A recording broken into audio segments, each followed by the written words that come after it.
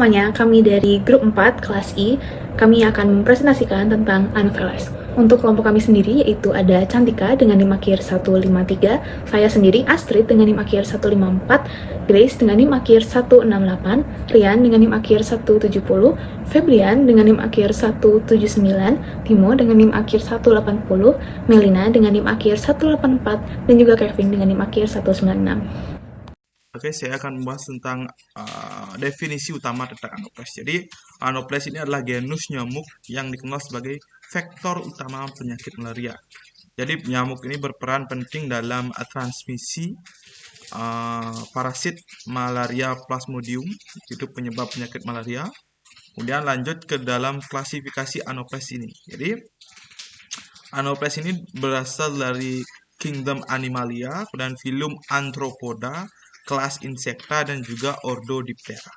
Kemudian familinya itu Culicidae dan juga subfamilinya Culicidae juga.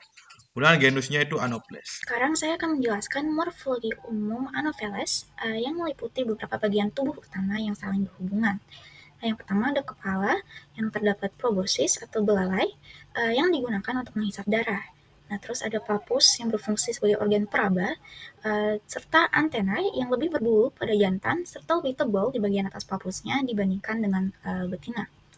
Nah, yang kedua ada toraks yang terdapat scutellum di bagian belakang dan berperan dalam penopang sayap dan kaki.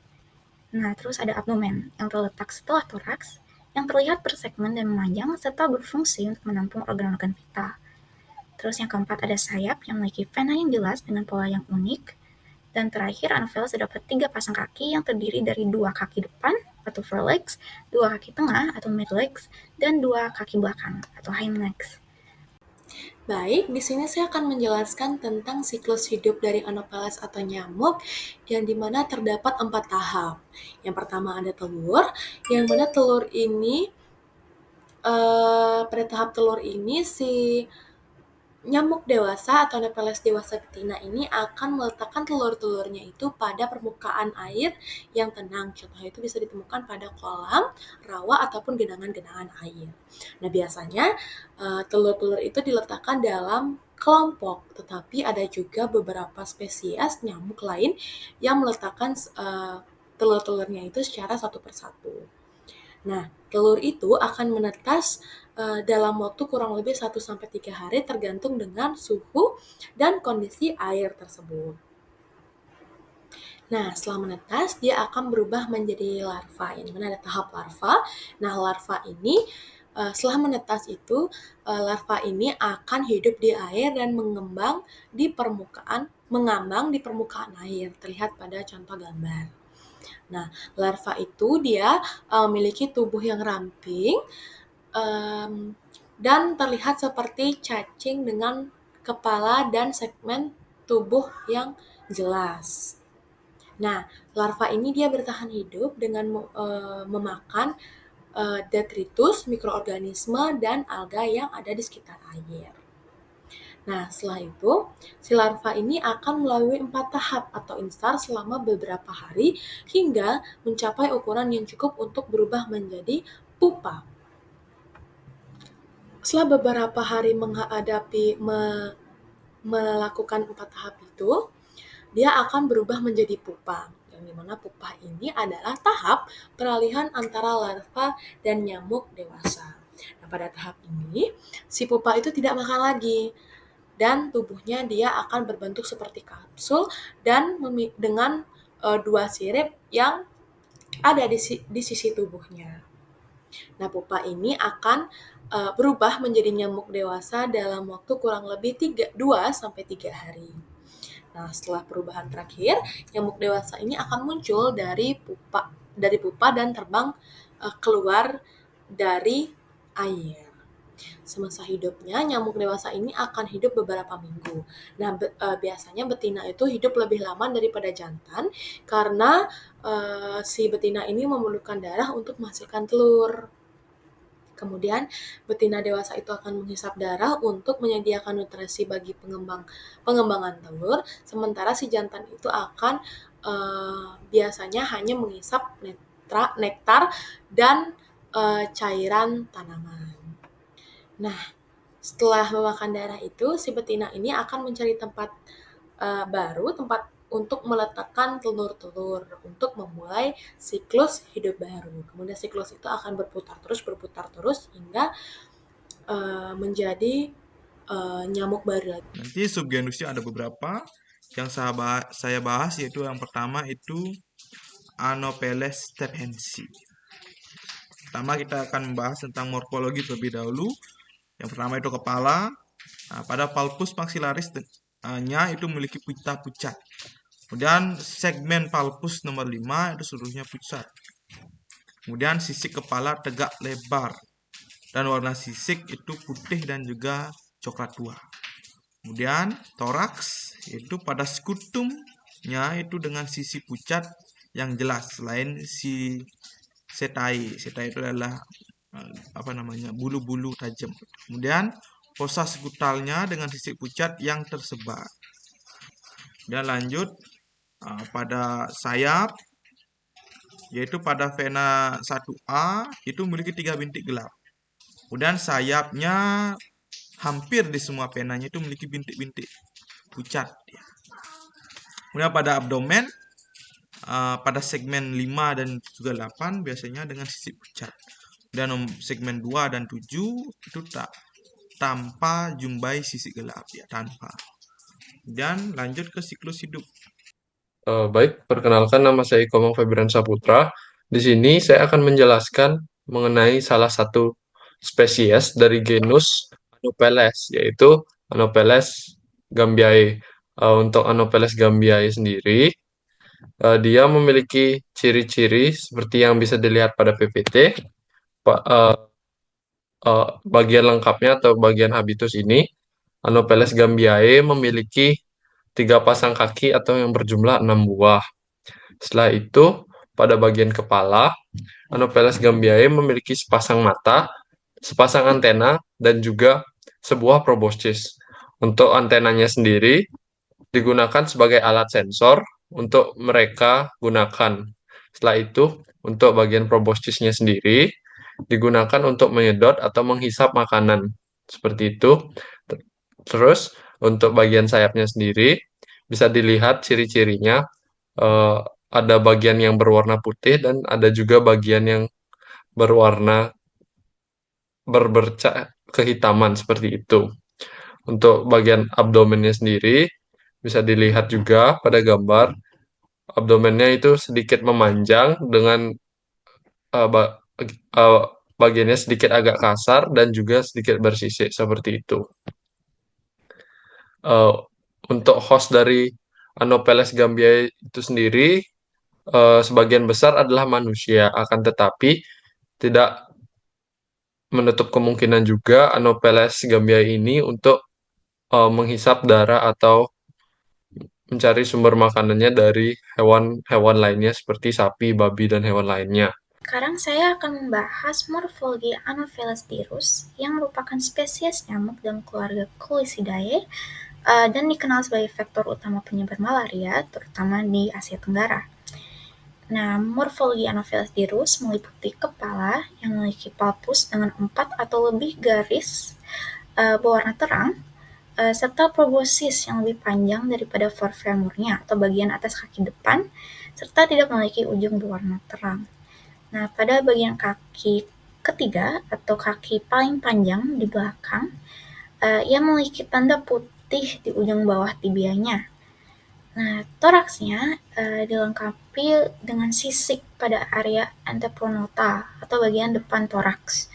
Nah, sementara itu sayapnya memiliki beberapa garis putih yang mengkilap dan terlihat terang, terutama di daerah presektor dan sektor yang tampak kontras dengan garis-garis kuning pada bagian lainnya. Nah, nyamuk ini sering ditemukan di daerah hutan tropis atau hutan lebat, terutama di daerah pegunungan dan kaki gunung, dengan larvanya berkembang biak di genangan air kecil yang terlindung, seperti jejak kaki hewan atau batang kayu berlubang yang mengandung air. Nah, sebagai spesies yang antropofilik, Anopheles dirus lebih sering menghisap darah dari manusia.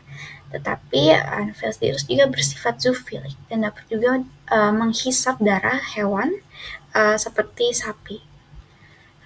Baik, Anopheles albimanus untuk morfologi sendiri dilihat pada nomor 1 bahwa warnanya keseluruhannya itu putih dengan pita gelap di pangkal dan juga biasanya seluruhnya berwarna gelap. Untuk kepalanya sendiri yaitu nomor 2, dia terdapat sisik gelap atau kuning hingga kecoklatan keemasan di bagian permukaan medio lateralnya. Namun sisiknya tidak pernah berwarna putih ataupun krem. Untuk sayapnya sendiri yaitu dilihat pada nomor 3, dia bercak-bucat pada sektor aksesori sekitar 0,4 dari pangkal sayapnya. Biasanya dia lebih pucat daripada bercak-bercak subkutolnya. Yang terakhir yaitu abdomennya, yaitu pada nomor 4, dia tidak terdapat jumpai sisik posterolateral gelap. Baik, selanjutnya saya akan menjelaskan Anopheles quadrimaculatus. Anopheles quadrimaculatus ini merupakan salah satu spesies dari genus Anopheles.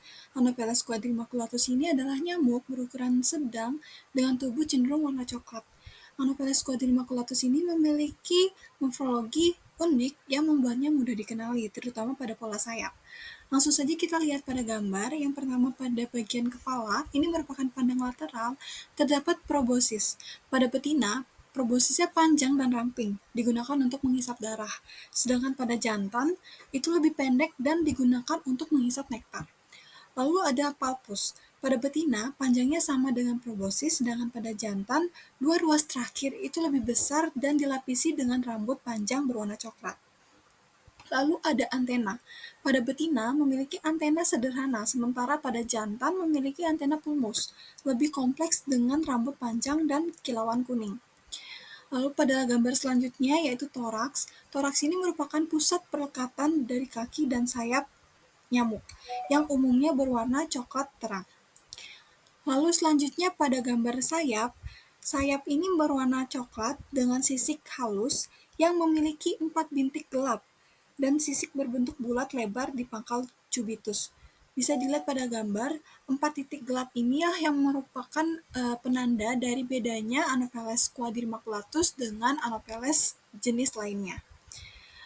Lalu pada abdomen, pada betina berwarna hitam dengan rambut kuning mencolok, sedangkan pada jantan berwarna hitam juga tetapi lebih ramping dengan rambut kuning yang lebih pendek. Lalu untuk perbedaan spesifik dari jantan dan betina itu bisa dilihat dari ukurannya juga. Pada betina itu lebih kecil sekitar 5 mm daripada ukuran jantan. Untuk palpus pada jantan lebih besar dan berambut panjang. Lalu untuk antena, jantan lebih berbulu dan lebih kompleks. Dan untuk siklus hidup dari Anopheles quadrimaculatus ini, sama seperti siklus hidup dari Anopheles lainnya, Anopheles quadrimaculatus ini bersifat poliginiandri, di mana jantan dan betina memiliki banyak pasangan selama musim kawin. Perkawinan terjadi di udara, biasanya dekat perairan sekitar 15 detik. Setelah betina dewasa, betina membutuhkan darah untuk perkembangan telur yang diletakkan di permukaan air. Dalam 2-3 hari setelah makan darah, satu betina dapat menghasilkan 9-12 kelompok telur, masing-masing berisi 200-260 telur. Proses kawin dan bertelur ini berlangsung hingga betina mati, tanpa ada perawatan lebih lanjut terhadap anak-anaknya. Baik, selanjutnya adalah Anopheles arabiensis. Anopheles arabiensis adalah salah satu jenis nyamuk utama yang menyebarkan penyakit malaria. Nyamuk ini ditemukan di seluruh wilayah sub-Sahara, Afrika, dan pulau-pulau sekitarnya. Tempat berkembang biaknya bisa berupa genangan air yang terkena sinar matahari, air tawar, air jernih, air tenang, ataupun mengalir, dengan atau tanpa tumbuhan. Anopheles arabiensis dikenal sebagai jenis nyamuk yang lebih sering menghisap darah hewan daripada manusia. Meskipun kebiasaan ini bisa berbeda tergantung lokasi, ketersediaan inang, dan jenis genetik lokal. Untuk morfologinya sendiri, Anopheles arabiensis pada fase dewasa mempunyai yang pertama tubuh yang ramping. Selanjutnya ada 3 bagian, yaitu kepala, dada atau toraks, dan perut. Untuk kepalanya sendiri dikhususkan untuk memperoleh sensorik informasi dan untuk memberi makan. Kepalanya sendiri berisi mata dan sepasang panjang beruas, dan banyak antena. Antenanya penting untuk mendeteksi bau inang serta bau perkembangbiakan tempat di mana betina bertelur. Kepala juga punya belalai yang memanjang dan memproyeksikan ke depan digunakan untuk makan dan 2 palposensorik atau organ dekat bagian mulut. Untuk perbedaan utama antara nyamuk jantan dan betina terletak pada antenanya. Nyamuk jantan sendiri memiliki lebih banyak flagela atau rambut halus pada antenanya, sehingga terlihat lebih berbulu dengan mata telanjang. Flagela ini penting untuk pendengaran jantan yang berguna saat mencari betina. Untuk nyamuk betina sendiri, antenanya kurang berbulu dan mengandung beberapa reseptor bau yang membantunya menargetkan sumber darah untuk makan dan berkembang biak. Hanya nyamuk betina yang menggigit dan menularkan malaria, sedangkan jantan tidak. Baik, selanjutnya saya akan menjelaskan tentang Anopheles maculatus. Sedikit saya menyinggung Anopheles maculatus ini merupakan salah satu spesies nyamuk yang dikenal sebagai vektor utama penyakit malaria di beberapa wilayah Asia Tenggara. Nyamuk ini ditemukan di Asia Selatan, di Asia Tenggara, yang dimana itu meliputi India, Thailand, Malaysia, Indonesia, Filipina, dan beberapa wilayah Pasifik Selatan. Mereka ini sering ditemui hidup di daerah pegunungan atau perbukitan yang memiliki aliran air yang bersih. Dan habitat ini sering memiliki sedikit atau tanpa vegetasi. Lingkungan dengan air yang mengalir lambat dan jernih menjadi tempat hidup utama bagi larva si Anopheles maculatus. Nah, selanjutnya saya akan menjelaskan tentang morfologi si Anopheles maculatus ini sendiri, yang mana yang pertama, dia memiliki kepala dengan antena dan proboscis untuk menyedot darah, yang dimana itu ditemukan pada Anopheles maculatus betina. Tetapi pada yang jantan, dia memiliki antena berbulu lebih lebat dibandingkan si betina. Kemudian, yang berbeda dari Anopheles lainnya tentunya berada pada sayapnya, yang dimana maculatus ini memiliki sayap yang terdapat pola bercak yang khas, di mana bercak itu merupakan bercak maculatus. Nah, kemudian ada morfologi toraks dan abdomen. Pada toraks, dia memiliki struktur utama yang dimana itu sebagai tempat melekatnya kaki dan sayap pada Anopheles tersebut. Kemudian pada bagian toraks terdapat pola sisik yang dimana itu merupakan ciri khas lain juga selain dari sayapnya pada genus Anopheles maculatus. Kemudian pada abdomen maculatus terdapat segmen atau si abdomen ini bersegmen yang dimana berfungsi sebagai tempat penyimpanan darah pada maculatus betina dan berisi organ reproduksi. Di sini saya akan menjelaskan Anopheles culifaciae. Anopheles culifaciae adalah salah satu jenis nyamuk dari genus Anopheles yang dikenal sebagai vektor utama penyakit malaria. Untuk membedakannya dengan jenis nyamuk yang lain, penting untuk memahami karakteristik morfologinya, yaitu yang pertama pada kepala. Pada kepala terdapat palpus dengan 3 garis halus, dengan garis halus terminal yang lebih pendek daripada garis gelap prat terminal. Dan struktur morfologi kepalanya mirip dengan kuleks. Namun, nama ilmiah Anopheles culifaciae dipilih karena penampilannya yang mirip dengan kuleks. Yang kedua, pada sayap. Pada sayap memiliki ven R1 tanpa interupsi halus sebelum titik gelap prat terminal. Kecuali dasarnya remigium tertutup skala gelap. Dan terdapat juga bintik-bintik pada sayap yang disebabkan oleh sisik sayap yang berwarna-warna. Yang ketiga, badan, yaitu terbagi dalam 3 bagian utama, yaitu kepala, toraks, dan abdomen. Toraks tanpa skala atau hanya memiliki skala tipis putih. Skala pronominal tidak ada. Di abdomen tidak seruncing seperti Aedes dan tidak setumpul seperti Mansonia, dan agak lancip. Yang keempat, pada antena. Pada antena berbentuk filiform yang panjang dan lurus, terdiri dari 15 segmen.